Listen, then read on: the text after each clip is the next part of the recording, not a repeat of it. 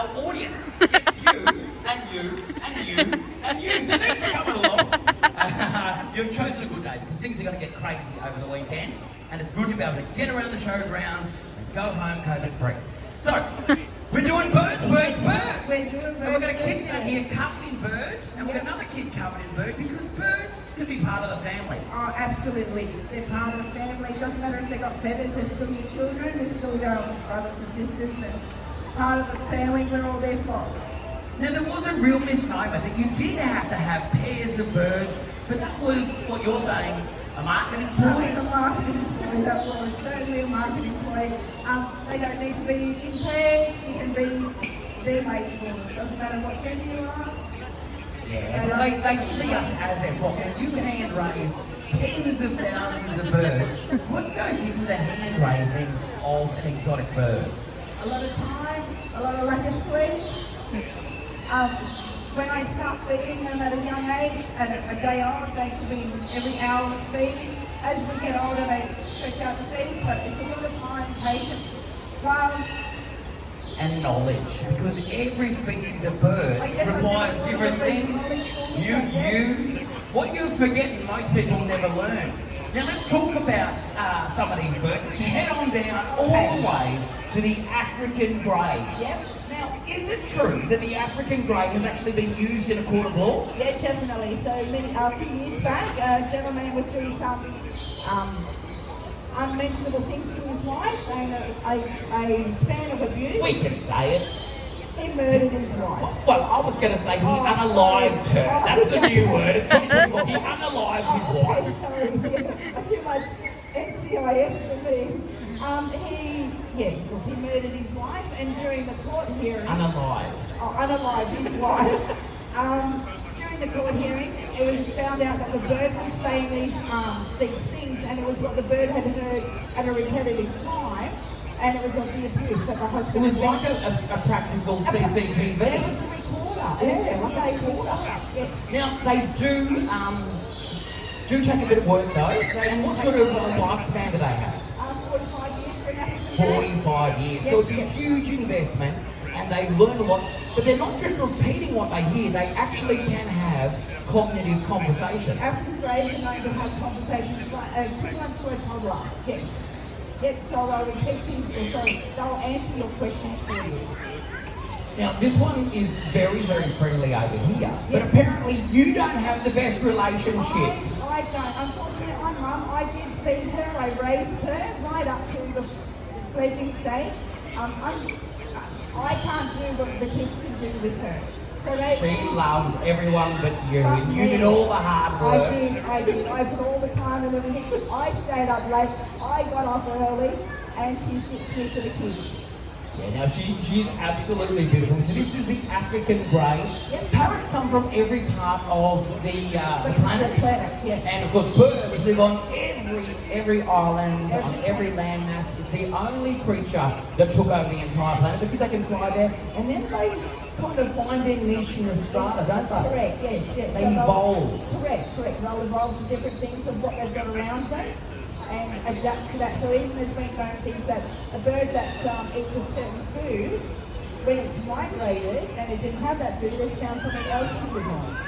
And then those little mutations occur, they adapt. That mutation that adapted, survival of the most adaptive, and then away we go. We actually get new species. Like we used to have penguins up in the northern hemisphere. They're not there anymore because they ate them all, those jolly Europeans and the North Americans. But we still have penguins down here. And of course they flew there, and then they went down the strata as the environment changed, as the ecology changed, as the climate changed. They then found their new niche. They evolved for down there. Adapt and survive. So it doesn't matter where we are in the world, we'll find parrots, often unrelated, but looking very similar. Now let's head over to South America now, the beautiful macaw. Now we've got two macaws out here. Yeah, we've got two macaws out here today. So I've got Jar Jar, she's a blue gold macaw. South America, so around Rio, you'll see movies about macaws and everything. They're in movies, very much in movies because they're a very spectacular bird. Stunning bird. But birds, as much as they look stunning when they're outside their environment, in their environment, it's a camouflage tool or sometimes a how to get the ladies tool. Yes,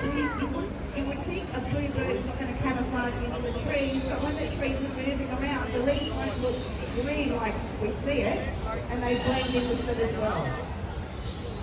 Now, that's a macaw. And then over here, that's a That's a macaw. macaw as well. So they are the smallest of the macaw in the family. There is around 19 species of macaws, and Murphy there is the smallest of the macaws. And it just goes to show that they just find their niche, keep adapting, even though they're the same bird originally, they just keep adapting. And we humans love to do that in the domestic environment. We love to fancy birds and then find those adaptations and then deliberately breed those like you've done with the Australian cockatiel down here. Yeah, correct. So Zoom is a white-faced cockatiel. So it's not like what you see out in the wild bird. It's a grey bird with the orange cheek patches.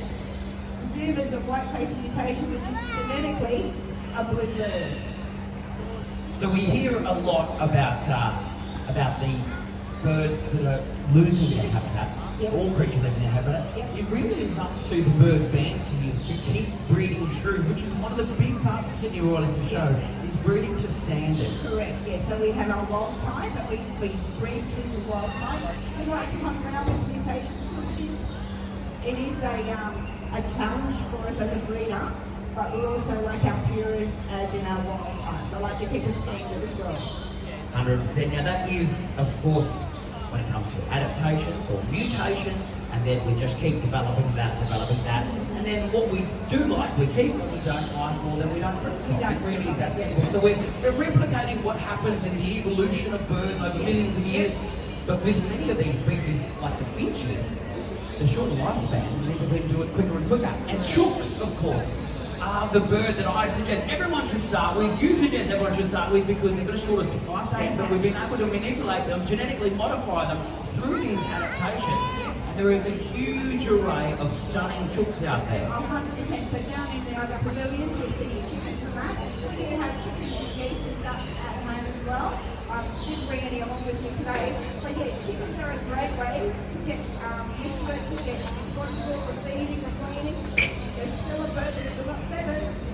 So yeah, really lovely. And it's a good way to start with a big investment with our parrots that can live around that 40 years, or the Australians that live up to 100 years in the cockatoo. Yes. Now we'll get George to come over here. George, what have you got there, little fella? This bloke here looks like he's got a monobrow. What type of bird is this? So we've got a mustache parrot.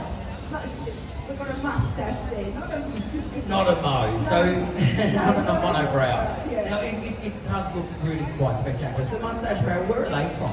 They're around India and Pakistan. And they do have an array of birds. They also have that monk parrot that has taken over big parts of the world. Correct, South yes. Korea, Japan. They live in those huge, big, like monastery nests. Yes. That's the Quaker parrot. Yeah.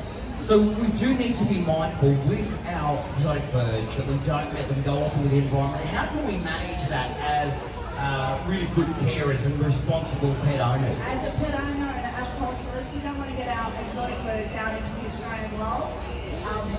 It will affect our own birds, our native birds. So being responsible, I would clip.